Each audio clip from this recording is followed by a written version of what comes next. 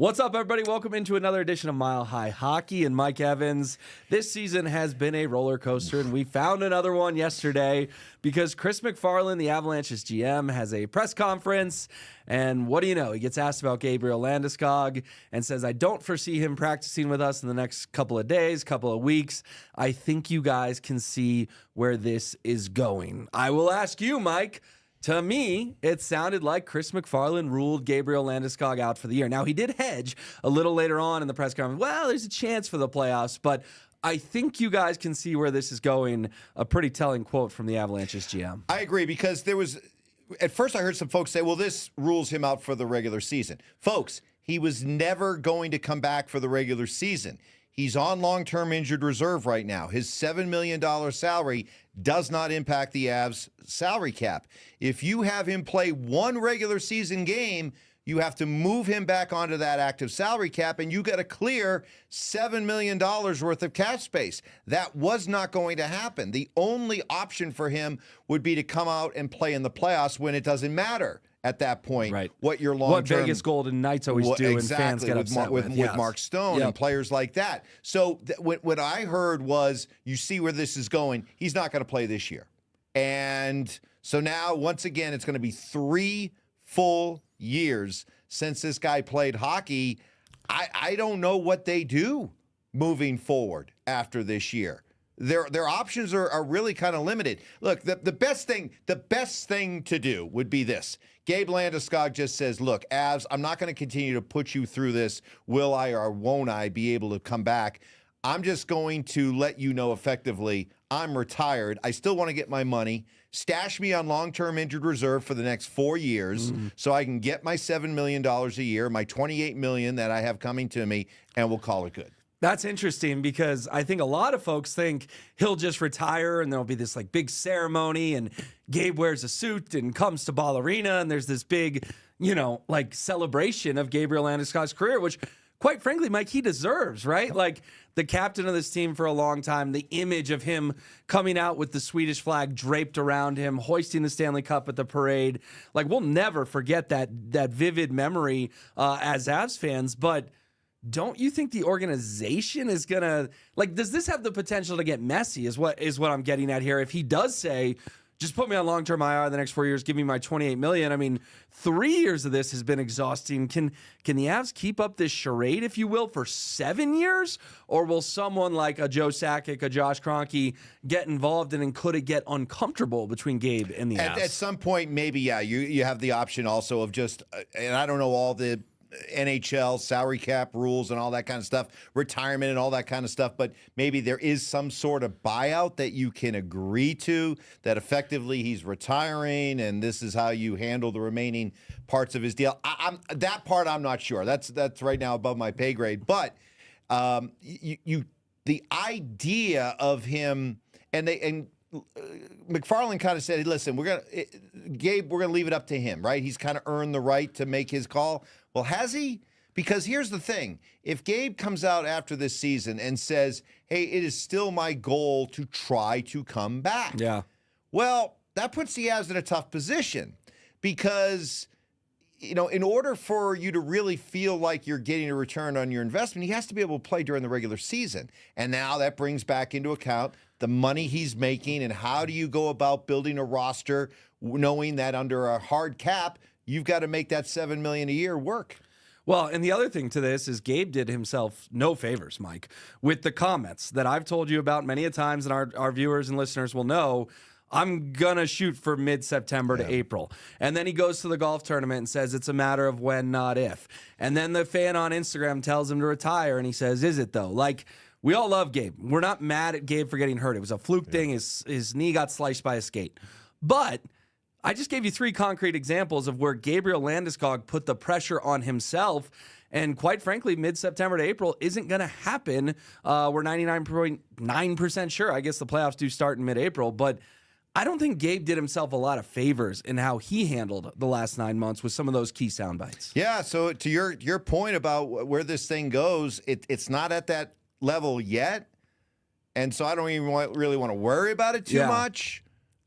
Because I don't like the idea of things getting acrimonious between the Avs and Gabe Landeskog. But there is a potential for that. There's a potential that it could get messy, for sure. We're going to get to the trade in just a second. Last thing on this Gabe thing, did this just need to be said by MacFarland, or did he maybe speak a little out of turn yesterday? Because you and I 24 hours ago didn't come in and expect to talk about Gabe Landeskog. He could have just said, yeah, he's still working. We'll see. We'll keep monitoring it.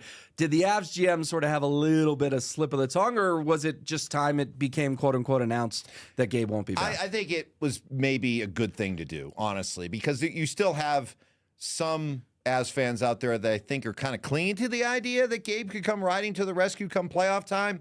And maybe it's best, especially with the trade deadline coming up at the end of the week, to be able to kind of have a clear focus as an Avs fan as to, okay, as we look ahead to the trade deadline, let's go about it with the idea knowing that Gabe's not coming back. Now, what do they do? I get it. I just think the team's playing good hockey right now, off to a hot start on this homestand, and in my eyes, it creates a little bit of a distraction because now Bednar will get a bunch of Gabe questions today. Nathan McKinnon, Cale Makar, they'll probably get Gabe questions. But you're right. At some point, it had to be said, and maybe for fans, it manages expectations. The Avs did make a trade over the weekend, acquire Ryan Lindgren and Jimmy Vesey from the New York Rangers. Mike, this was not as splashy as the Mikko Rantanen deal, but anytime 5 guys on the move because the Avs got a prospect back as well, said goodbye to Calvin DeHaan and Parsonen. What did you make of this trade when you saw it? Lindgren clearly the centerpiece. Yeah, I wasn't that bothered by it. I was a little surprised at the amount of complaining about this deal from Avalanche fans and Avalanche media, who is usually very pro-Avs, very supportive of what the Avs have to do. But in this case, I think the giving up the second round pick was what bothered some folks. Okay, but I think it's pretty obvious right now the Avs are in that classic Les Snead, LA Rams, F them picks mindset where they're not really worried about it, right? They're going for it. So from that standpoint, if you just look at it from a hockey move, I think it was a decent move because Lindgren was asked to play top defensive pairing minutes responsibilities with the Rangers. He wasn't up to that anymore. Any Ranger fan will tell you his game has really slid in that regard over the last 2 years. You're not asking him to do that here. You're asking him to be a second defensive pairing or maybe even a third defensive pairing. And from that standpoint, then I think you take away some of the negatives of this move, and then you start to look at the positives. This is a guy who's hard to play against. Anybody who will tell you this guy is in a sports term, he's a warrior. He's a hockey warrior. This guy will lay his body out. He'll step in front of a puck. He'll do all the dirty work. He'll take the punishment. He's hard to play against. And for an Avalanche team that, let's face it, over the last few years, we've watched their defensive core at times get pushed around, bullied, beat up on. This will make that defensive group a little tougher to play against. So from that standpoint, I think it was a good move. VC is just he's a fourth liner.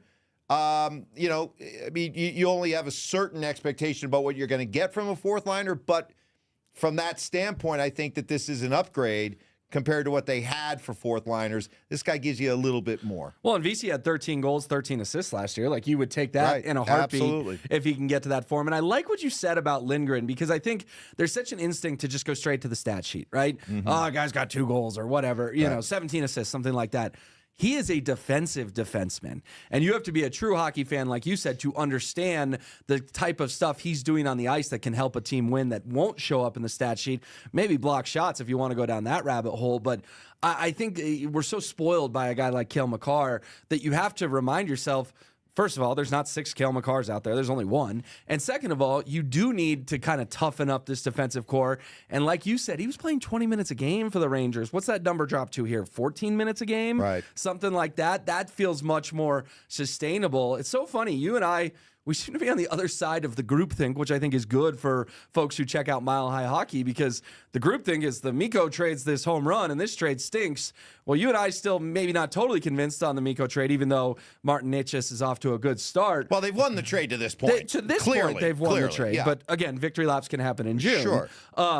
But you and I on the same page of like, we like this Avs Rangers trade when maybe the majority of people didn't. Well, yeah, and I think and you can't just totally discount it. There was a second-round pick involved. You're also talking about a guy who's an unrestricted free agent after this year, so it screams rental, right? Yep. So I think some people look at it and say, well, you gave up too much for a guy that is a rental. Maybe, but if you're in a Stanley Cup or bust window right now, you don't worry about it. Sometimes you you just rent. don't. You Sometimes just you don't. rent. And MacFarland said something a little ominous. He did say, look, there will come a time when we're going to have to recoup these assets because you need young players. And it is a reminder that these championship windows don't stay open forever. And when they close, they can slam shut, and the recovery can take a while and can be a bit painful. So we don't have to worry about that right now. They're in that window, so go for it. All right, well, Mike and I will be back on Thursday. We'll see if another trade is made between now and then, and we'll give you a full trade deadline preview because that is Friday at 1 o'clock. Thanks for tuning in to another edition of Mile High Hockey.